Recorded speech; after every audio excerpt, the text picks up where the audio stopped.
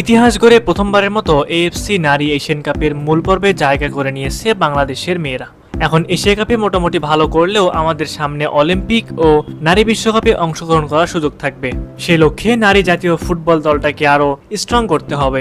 আমার তো মনে হয় পুরুষ ফুটবলারদের মতো নারী ফুটবল দলটাও অরিজিন প্লেয়ারদের নিয়ে দল সাজাতে পারবে। একটাবার চিন্তা করুন, বাংলাদেশ মোকাবেলা করবে অস্ট্রেলিয়া, চীন, জাপানের মতো দলের বিপক্ষে, যে দলগুলো শক্তিমত্তায় অনেক এগিয়ে। তারা প্রায় প্রতি আসরে বিশ্বকাপ খেলে থাকে। এমন অবস্থায় নারী দলকে আরো শক্তিশালী করতে হলে বেশ কিছু অরিজিন ফুটবলারের দিকে নজর দেওয়া দরকার বাফুফের।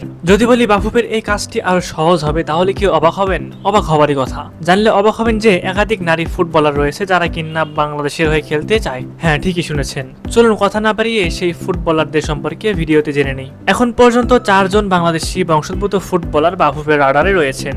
যেই ফুটবলারদের স্ট্যাটিস্টিক ও সম্প্রতি তাদের পারফরমেন্স সম্পর্কে জানলে আপনি অবাক হবেন। অরিজিন ফুটবলারদের মধ্যে সবার প্রথমে রয়েছেন বাংলাদেশি বংশোদ্ভূত ইংলিশ ফুটবলার শায়লা মেদিনা আহমেদ। শায়লা বর্তমানে ইংল্যান্ডের চতুর্থ স্তরের সিনিয়র দল নর্থহ্যাম্পটন টাউন আন্ডার-16 দলে খেলছেন। তিনি অ্যাটাকিং মিডফিল্ডার এবং সেন্টার ফরওয়ার্ড হিসেবে খেলে থাকেন। আমরা সবাই জানি বাংলাদেশ নারী দলের মাঝমাঠ কতটা দুর্বল। এখন সময় এসেছে সেই দুর্বলতা কাটানোর। শায়লাকে দলে নিলে মাঝমাঠের সকল সমস্যা দূর হবে। তাই তো দর্শকরাও চান শায়লাকে দ্রুত জাতীয় দলে অন্তর্ভুক্ত করা উচিত। এরপর রয়েছেন বাংলাদেশি বংশোদ্ভূত ব্রিটিশ ফুটবলার আনিকা রানিয়া সিদ্দিকী। আনিকা রানিয়া সিদ্দিকী ইংল্যান্ডের একটি ক্লাবে খেলেন। তিনি একজন রাইট উইঙ্গার হিসেবে খেলেন। তার খেলার গতি, স্কিল সবার থেকে আলাদা। আনিকাকে দলে পেতে শুরু থেকে আগ্রহী বাফুফেও।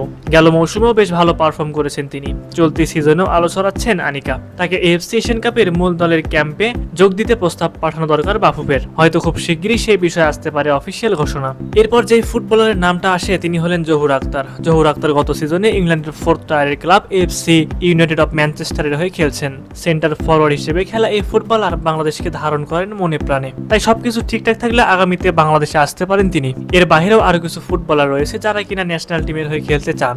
যদিও তাদেরকে আগামীতে পাওয়া যাবে কিনা, বাফুফে তাদের নিয়ে কাজ করবে কিনা, তা নিয়ে রয়েছে সংশয়। প্রিয় ভিউয়ার্স, আপনাদের কাছে কি মনে হয় দেশের নারী ফুটবলের উন্নতির এই সময়ে কি অরিজিন ফুটবলারদের পাবে বাংলাদেশ? অবশ্যই সেই বিষয়ে আপনাদের মতামত আমাদের কমেন্ট করে জানাতে পারেন।